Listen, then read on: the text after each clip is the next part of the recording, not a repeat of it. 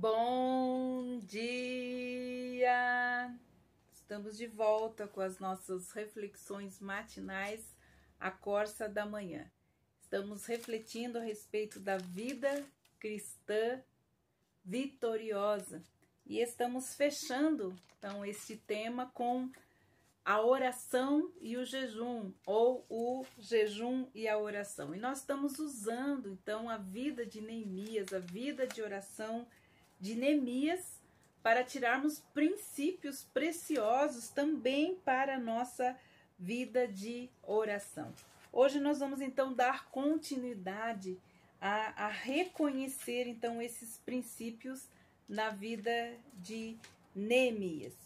E hoje nós vamos falar então sobre a oração perseverante de Elias, tão importante em nossos dias, a perseverança na oração. Paulo fala: perseverai na oração. Então, Neemias, ele continua a sua oração, passando da adoração, do louvor, às ações de graça, para os seus pedidos.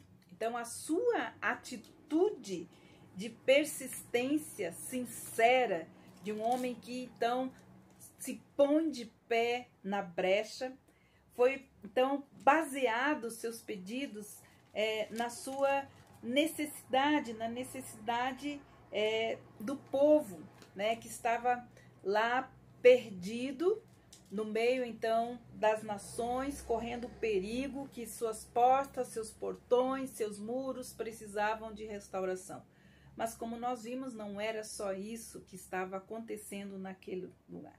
Então, baseado nos fatos que Neemias então ficou sabendo a respeito de Jerusalém e do seu povo, ele então coloca diante de Deus a necessidade do povo. Então, mais uma vez, Neemias, ele está se submetendo à autoridade de Deus. E isso era muito importante, Neemias reconhecer que quem tinha poder e autoridade para mudar a sorte do povo era Deus. Como nós vemos lá em 1 Reis, capítulo 8, versículos 29 e 30, e também em 2 Crônicas 7, 14. Ele sabia que o único jeito de algo acontecer seria ele se pondo, então, na atitude de oração. E ele sabia, então, das promessas que Deus já tinha feito ao povo. Que teus olhos estejam abertos noite e dia sobre este templo, sobre este lugar do qual dissestes: o meu nome estará ali, para ouvires a oração que o teu servo fizer nesse lugar. Ouve, pois, a súplica do teu servo e do teu povo Israel, quando orarem neste lugar. Ouve nos céus, lugar da tua habitação, ouve e perdoa. Então, aqui duas coisas muito importantes, né? Neemias e também os outros lembravam das promessas de Deus, que Deus tinha feito, de que as orações que fossem feitas naquele lugar seriam ouvidas pelo Senhor. E se o povo houvesse pecado, lhes seriam perdoados. Em 2 Crônicas 7,14, nós temos Deus também novamente falando, prometendo: se o meu povo, que se chama pelo meu nome, se humilhar e orar, e me buscar e se converter dos seus maus caminhos, eu ouvirei dos céus, perdoarei os seus pecados e também sararei a vossa terra. Então, foi com esta confiança nas promessas do Deus dos céus que ele continua orando, Neemias. Então, estejam atentos, ó Deus dos céus, os teus ouvidos e os teus olhos abertos, para acudires, para ouvires a oração do teu servo, que hoje faço na tua presença, dia e noite, pelos teus filhos, os filhos de Israel, também seus servos. O modelo de oração de Neemias, né, seguido por Neemias, ele é uma instrução para a nossa vida de oração, para uma oração eficaz. E ela tem também um paralelo com o modelo de oração dado pelo Senhor Jesus aos seus discípulos, lá em Mateus, capítulo 6, versículos 9 a 13, e também Lucas 11, 2:4, que nos diz assim: Pai, santificado seja o teu nome, venha o teu reino. O pão nosso de cada dia dai-nos hoje. Perdoa os nossos pecados, assim como temos perdoado a todos aqueles que nos devem, e não nos deixem cair em tentação, mas livra-nos do mal. Hoje, há muitos que, quando oram, seguem a mesma prescrição de pensamento que Neemias, mas muitas vezes sem resultado. Começam com a adoração, com o louvor, com as ações de graças, e depois levam as suas petições. Mas falham em algo muito precioso, que é em perseverar na oração. A perseverança de Neemias é digna de ser lembrada. Ele continua orando em favor do seu povo dia e noite.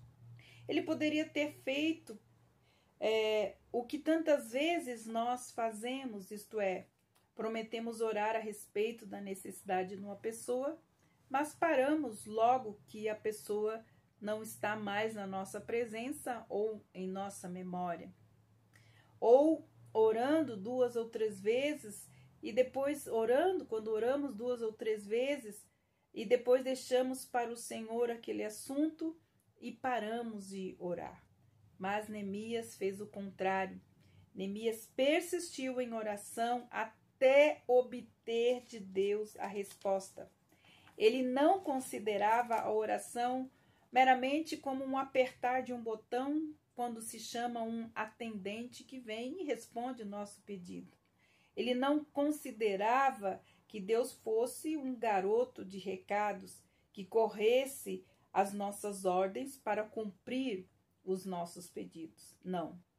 Ele sabia que quando Deus coloca a mão em nossos afazeres, Ele usa os seus meios. Nesse caso e nesta época, a oração era o meio que Deus estava usando para cumprir os seus intentos. Lembremos que Neemias vivia na corte na Babilônia. E este homem que se pôs de joelho na brecha pelo seu povo é um homem que não se corrompeu. Então, Neemias esperava que Deus respondesse no momento em que ele orasse. Neemias não tinha isso na sua mente. Neemias não esperava que Deus respondesse no momento em que ele orasse. Até porque ele sabia que em qualquer processo de reconstrução, qualquer processo de restauração, de reparação, né, que seja de muros, sejam os quais forem, né, esse tempo precisa, então, de um processo. Todo processo precisa de um tempo. E todo o processo também precisa de uma estratégia. Ele reconhecia também a sua subordinação ao seu soberano. E respeito, né? Ele respeitava somente a ele. E ele sabia que precisava persistir até que Deus lhe respondesse como esta grande obra realmente iria acontecer. Não eram apenas muros, portas ou portões físicos, mas também eram espirituais. Porque o que estava no exterior, o que aconteceu no exterior dos muros, das portas, era o que estava no coração do povo. Também estavam precisando de restauração, de reconstrução. Erguer muros físicos é normal, mas a restauração de corações leva tempo. Restaurar paredes de corações, brechas que foram abertas, tudo isso tem processo, tudo isso tem tempo e tudo isso precisa de estratégias. A oração não apenas auxilia a colocar então as nossas vidas em conformidade com a vontade de Deus, como também a oração nos prepara para receber as respostas. Deus geralmente usa a nossa vida como parte de resposta às nossas orações. À medida em que nos conscientizamos do propósito de Deus, passamos a ver a parte que nos cabe, então, dentro deste plano. A oração persistente, portanto, tem sempre o seu propósito, que é de fortalecer a nossa resolução. E recebemos também uma nova confiança. Nos ergue do plano do desalento, da desesperança, da tristeza, pelas más notícias que recebemos, para nos dar o quê? Fé. Uma fé que persevera, até que tenha atingido aquilo que Deus deseja. Neemias orou então e jejuou por 4 meses, até ser reconstruído a sua fé, sua esperança e sua confiança em Deus. Até ser reconstruído e ter estratégias que seriam, e quais seriam então a parte dele nesta grande obra, porque Deus respondeu à oração de Neemias usando a sua própria vida.